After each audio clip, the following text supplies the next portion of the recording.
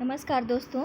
आज हम सभी नेट जेआरएफ हिंदी में इकाई 5 कविता भाग से नागार्जुन की रचनाओं को पढ़ेंगे, कविताओं को पढ़ेंगे, जिसमें है कालिदास, बादल को घिरते देखा है, अकाल और उसके बाद, खुरदुरे पैर, शासन की बंदूक और मनुष्य हूँ।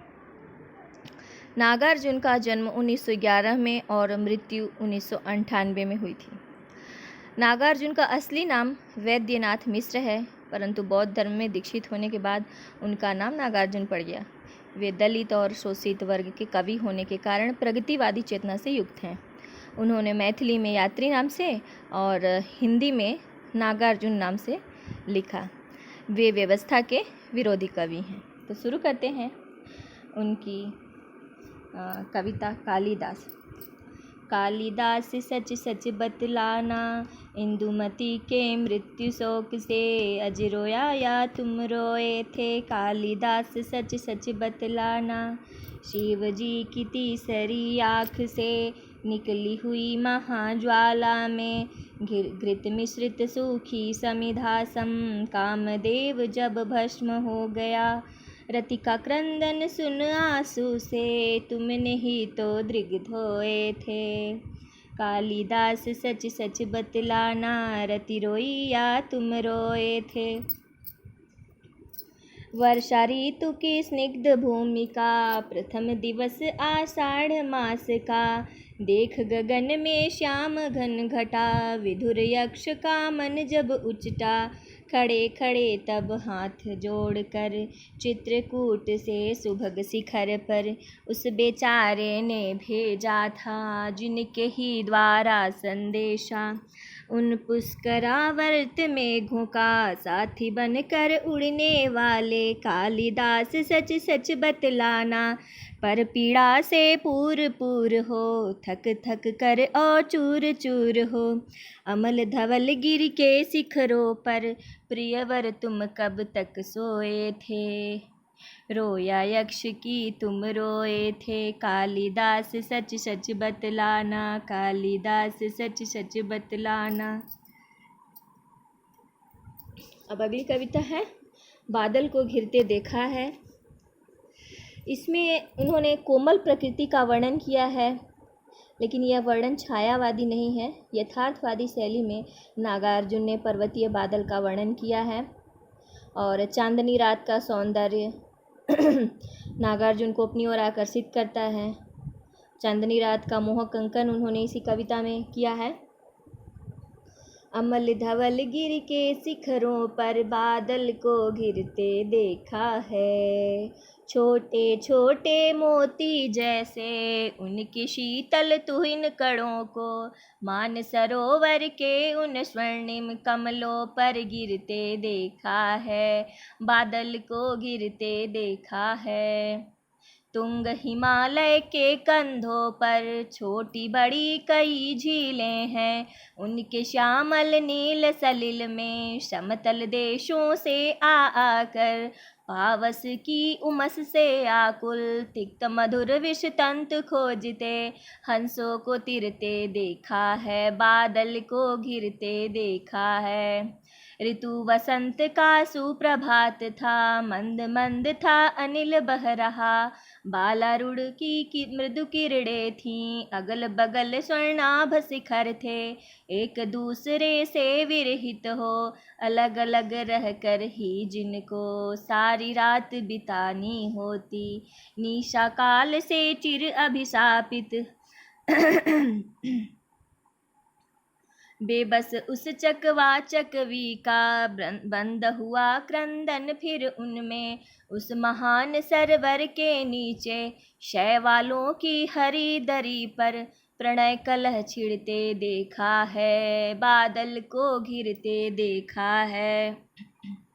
शत सहस्र फुट ऊंचाई पर दुर्गंबर फानी घाटी में, अलख नाभि से उठने वाले निज के ही उन्मादक परिमल के पीछे धावित हो कर तरल तरुण कस्तूरी मृग को अपने पर चिढ़ते देखा है। बादल को घिरते देखा है।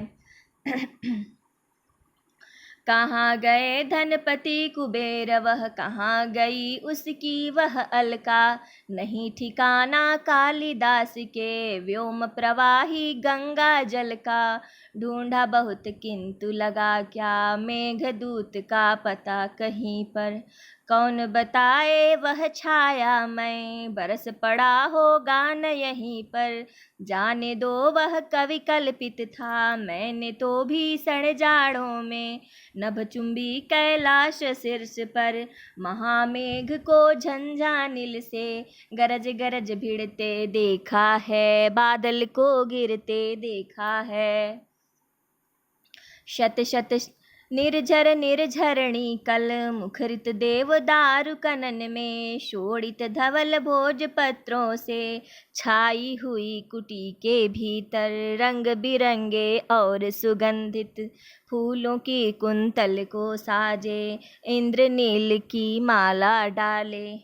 शंख सरीखे सुघड़ गलों में, कानों में कुवलय लटकाए। शतदल लाल कमल वेड़ी में, रजत रचित मणि खचित कलामय। पान पात्र द्राक्षा सब पूरित, रखे सामने अपने अपने। लोहित चंदन की त्रिपटी पर, नरम निदाग बाल कस्तूरी। मृग छालों पर पलथी मारे, मदिरारुण आँखों वाले उन मद किन्नर किन्नरियों की। मृदुल मनोरम अंगुलियों की, वंशी पर फिरते देखा है, बादल को घिरते देखा है। अब अगली कविता है अकाल और उसके बाद, जो 1952 में लिखी गई थी। कई दिनों तक चूल्हा रोया, चक्की रही उदास। कई दिनों तक कानी कुतिया सोई उनके पास। कई दिनों तक लगी भीत पर छिपकलियों की गश्त। कई दिनों तक चूहों की भी हालत रही शिकस्त। दाने आए घर के अंदर कई दिनों के बाद। धुआं उठा आंगन से ऊपर कई दिनों के बाद। चमक उठी घर भर की आंखें कई दिनों के बाद। कौवे ने खुजलाई पाखें कई दिनों के बाद, कई दिनों के बाद। अब है अगला खुरदरे पैर। यह लिखा गया था 1961 में। खूब गए दुधिया निगाहों में, फटी बिवाइयों वाले खुरदरे पैर। धस गए कुसुम कोमल मन में, गुट्ठल घट्टों वाले कुलिश कठोर पैर। दे रहे थे गति रबड़ विहीन ठूठ पैडलों को। चला रहे थे एक नहीं दो नहीं तीन तीन चक्र। कर रहे थे मात त्रिविक्रम वामन के पुराने पैरों को। नाप रहे थे धरती का अनहद फासला, घंटों के हिसाब से ढोए जा रहे थे। देर तक टकराए उस दिन इन आँखों से वे पैर। भूल नहीं पाऊँगा फटी बिवाइयाँ, खूब गई दुधिया निगाहों में, धस गई कुसुम कोमल मन में। अगला है शासन की बंदूक। इसका रचना काल है 1966। खड़ी हो गई चाप कर कंकालों की हुक, नभ में विपुल विराट सी शासन की बंदूक।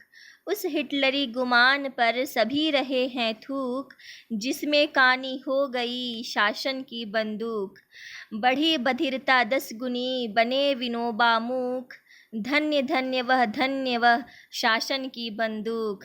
सत्य स्वयं घायल हुआ गई अहिंसा चूक, जहाँ तहाँ दगने लगी शासन की बंदूक।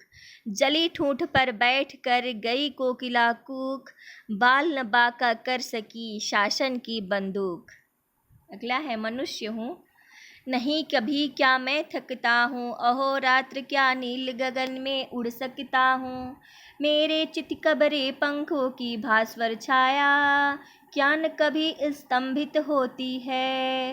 हो धान की स्निग्ध छटा पर, उड़द मूंग की निविड़ जटा पर, आखिर मैं तो मनुष्य हूँ।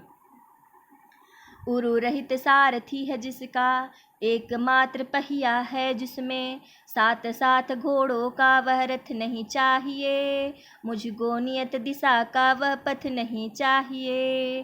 पृथ्वी ही मेरी माता है, इसे देख कर हरित भारत मन कैसा प्रमुदित हो जाता है। सब है इस पर जीव जंतु नाना प्रकार के, तृण तरु लता गुल्म भी बहुविधि, चंद्र सूर्य हैं, ग्रहगण भी हैं, शत सहस्र संख्या में बिखरे तारे भी हैं।